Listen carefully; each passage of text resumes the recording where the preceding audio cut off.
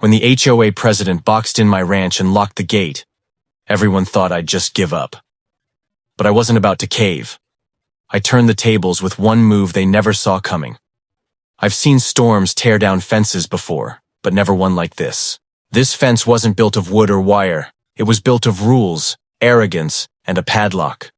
And trust me, by the end of this story, you'll see exactly how I flipped the script and left them trapped in their own game. See, my ranch wasn't just a piece of land. It was my pride, my peace, and my home. Every morning I'd wake up to the open fields, the sound of horses moving through the grass, and the feeling that I was far away from the noise of the city. But to the HOA president, Beverly Lang, none of that mattered. To her, my ranch was just another piece of property to control, another opportunity to flex her power. She strutted around like she owned the entire neighborhood, slapping fines on anyone who dared to step out of line. The day they rolled up with workers and started building a fence around my land, the neighbors were stunned. Some whispered over their fences, others shook their heads, but no one dared step in. It wasn't just a fence, it was a wall meant to box me in, to show me who was really in charge. And when Beverly slapped a shiny new padlock on the gate, she looked at me like she had already won. But here's where it gets interesting. Most people would have been defeated, maybe even moved out, but not me. I had a plan brewing, one that would flip the entire situation upside down.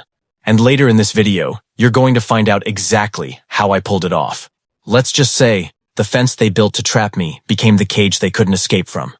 Like I said, the fence they built to trap me became the cage they couldn't escape from. But before we get to that twist, let me tell you just how bad things got. The moment Beverly locked that gate, my daily life turned upside down. I couldn't drive my truck straight onto my property anymore. I had to park down the street and haul supplies by hand like some trespasser sneaking in. My horses? They stood at the fence line, confused, as if asking me why we were caged in. Even deliveries, hay, tools, and feed were blocked because Beverly made sure only she had the gate key. And if that wasn't enough, she made it her mission to humiliate me. Every time I struggled with groceries at the fence, she'd stroll by, with that smug smile, phone in hand pretending to document HOA compliance. The neighbors whispered, some feeling sorry, others too scared to speak up. After all, Beverly had fined half the street into silence already. Now here's the thing. I wasn't about to waste energy arguing with her in the street like a fool. No, I knew her kind. Beverly thrived on control, on watching people squirm. So instead of reacting, I stayed quiet, calm, patient. Because deep down, I knew something she didn't. Fences may keep people out, but they can't stop the truth from slipping through. At night, I'd sit on my porch staring at that locked gate, my mind racing. I wasn't just thinking about tearing it down. No, that would have been too easy, and exactly what she wanted me to try so she could drag me into court.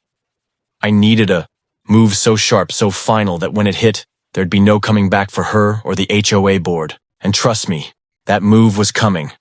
Later in this story, you'll see the exact moment I turned their little fence into the biggest mistake they ever made. But for now, all you need to know is this. While they thought they had me boxed in, I was already working on a plan to box them out, for good. Patience paid off. While Beverly paraded around with her clipboard and her false sense of power, I quietly gathered every document I could find.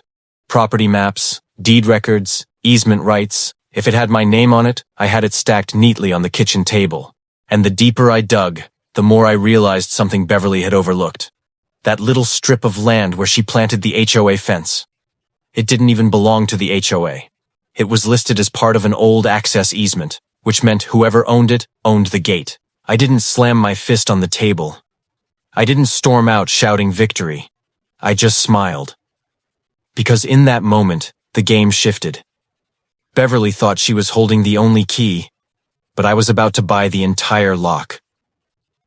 The next morning, while she strutted around gossiping to the neighbors about how she'd finally tamed the rancher, I sat in an office signing paperwork, a single transaction, and suddenly the easement and the gate were mine. Every bolt, every chain, every lock, mine. When I drove home later that day, I didn't even stop to look at her. She was standing by the fence, arms crossed, ready to taunt me again. But instead of the defeated man she expected, She saw me walking up with a brand new key dangling from my fingers. The shock on her face was priceless. All that power, all that arrogance, gone in an instant. And she didn't even know the half of it yet, because owning the gate didn't just mean I could come and go as I pleased. It meant every single person in the neighborhood who needed that entrance now had to come through me. The neighborhood didn't take long to realize what had happened. At first, they just whispered. Cars lined up at the gate, homeowners fumbling with remotes and key cards that no longer worked. The HOA president, Beverly, marched down the road like a general leading a lost army. But this time, she wasn't in charge. I was. I stood by the gate, calm, leaning against the post like I had all the time in the world.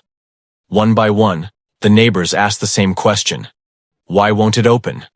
And I gave them the same answer, because I owned it now. Some laughed nervously, thinking it was a joke, but when I pulled out the paperwork and let the legal stamps speak for themselves, their faces dropped. Beverly was the loudest, of course. She screamed that this was illegal, that I couldn't just take the gate. But the truth was, I didn't take it. I bought it fair and square, something she could have done if she wasn't so obsessed with fences and control. It was almost poetic. She'd boxed me in, certain she'd broken me, only to end up caging herself and everyone she ruled over. The padlock she had once waved around like a weapon now clicked open only at my command. Neighbors started realizing the irony. For years, Beverly had lectured everyone about rules, fines, and dues. Now, the woman who locked me out was the one locked in, unless I allowed her through. And that's when the balance of power flipped completely. I wasn't just a rancher fighting back against the HOA anymore. I was the man who controlled their only way in or out. From that day forward, the tone of the entire neighborhood shifted. People who once kept their heads down out of fear of Beverly's fines now looked to me with a mix of relief and respect. I wasn't the guy boxed in anymore. I was the gatekeeper. Beverly tried everything. She called emergency HOA meetings, threatened lawsuits, even staged shouting matches at the fence. But every time, she was met with the same cold truth. The key wasn't hers, the power wasn't hers, and the rules she had built her little empire on had crumbled under her own arrogance. The irony was almost too perfect. She had wanted control so badly that she built a fence to trap me. But in the end, she trapped herself. The same padlock she'd once held over me now swung uselessly in her hand, while the actual key rested quietly in my pocket. I didn't need revenge, because the revenge had written itself. I didn't raise my voice, didn't slam doors, didn't throw threats. I just let the silence of that locked gate speak louder than any words ever could, and that's how I beat the HOA, without breaking a single rule.